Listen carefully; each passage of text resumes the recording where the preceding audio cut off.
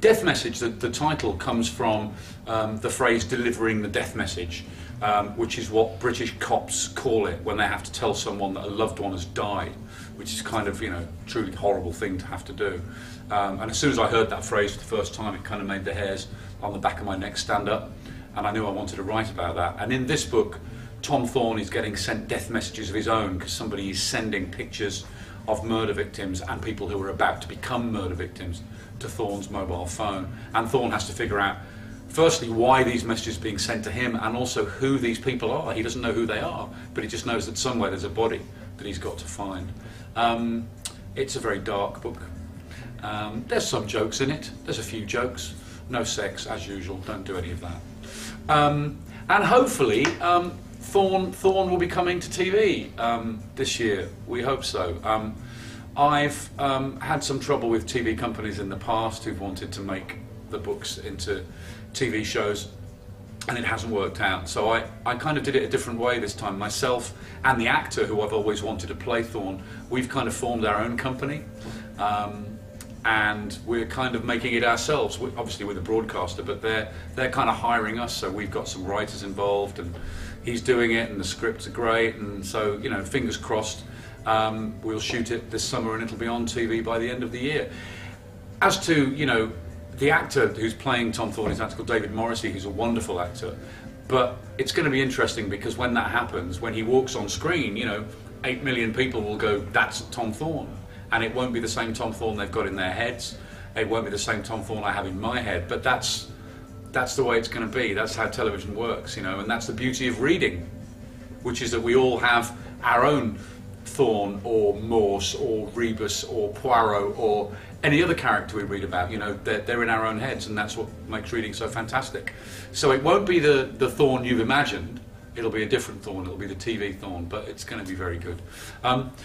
I've got a very unusual background, I suppose, for somebody who writes very dark books, which is that I was a stand-up comic.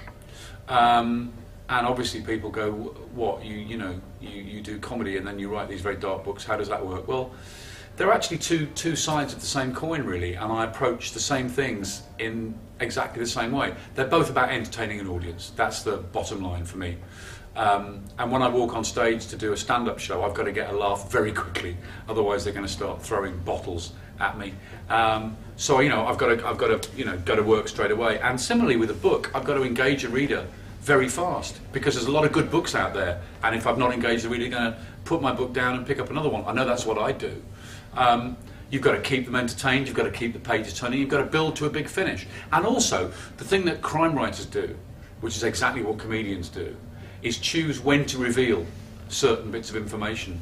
You know, with a joke, you're going along and the audience think they know where the punchline's coming from, and then it hits them from an unexpected direction. And that's exactly what crime writers do. You turn the page and you go, oh God, no, it's him, it's her, he's the killer, she's the killer, oh my God. And it's all about that moment when you reveal the information. So these crime books are just full of punchlines, but they're just very, very dark punchlines. But all the time I was working as a comic, I was also working as a television writer and not enjoying it. Not really, because when television works very well, it's collaborative, you know. When it doesn't work well, it's just writing by committee. So then I started writing books, and suddenly it was up to me what went in them, you know, and that's power. So I didn't want to give that up.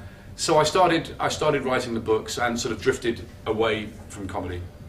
But I've always written. I mean, I've always written something or another. You know, terrible poetry when I was a student, terrible plays, you know, stand-up TV. And when I was a kid, I would write stories in class, and I would try and write funny stories to make the other kids laugh. And the best thing in the world would be to get brought out to the front of the class to read the stories out.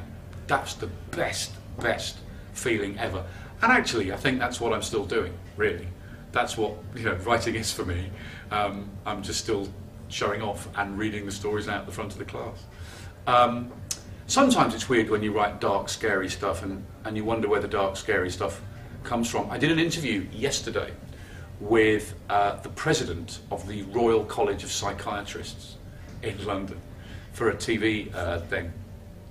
And he was telling me how, it was very flattering, he was saying how The Psychopath in Lazybones, which is my third book, was really good and really accurate. And I was thinking, okay, but I just made that up. So where's that come from? You know, is there a psychopath in my head somewhere? It's kind of weird when you start thinking about it, and sometimes you can scare yourself a bit. But you know, at the end of the day, what makes crime writing so interesting is that we get it out on the page.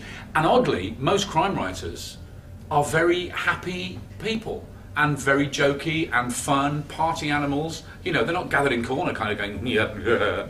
You know, the scary people are sort of romance novelists. They're the really scary. You want to see blood on the carpet, get a bunch of romance novelists together. They're animals, you know. But crime writers, we're pretty nice people. That's because we get all our kind of horrible stuff out on the page rather than just going mad and brooding and then running into McDonald's with a machine gun. So, you know, you want nice people, go to crime writers. What else have I got to? Oh, crime, yes, Swedish. I've read Swedish crime writers. I'm a big fan of Swedish. I've read Henning Mankell. I think everybody in the world's read Henning Mankell, and obviously now we're getting Henning Mankell on TV in the UK. And a female Swedish crime writer called Karen Alvtegen. Terrible pronunciation. I think I got it first time actually.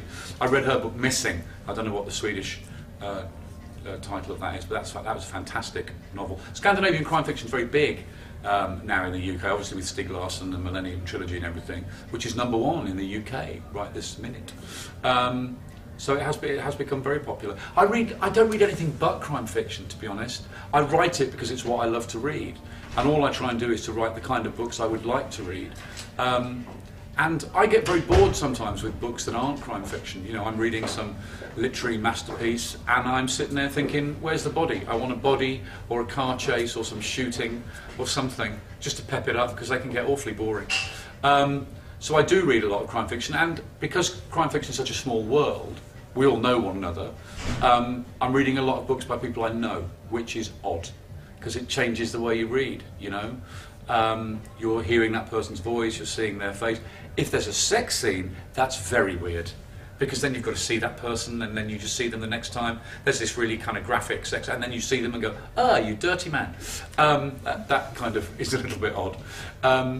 But like I say, most crime writers are very nice people, and the stuff they get on the thing about it is, I hate to keep harping on about sex scenes in book, but if I write something really, really violent in one of the books, you know, dark and twisted, nobody ever thinks that's me. Nobody ever thinks I've done that. But if you write a sex scene, people immediately think that's you. So that's why I never do it. It's best not to bother.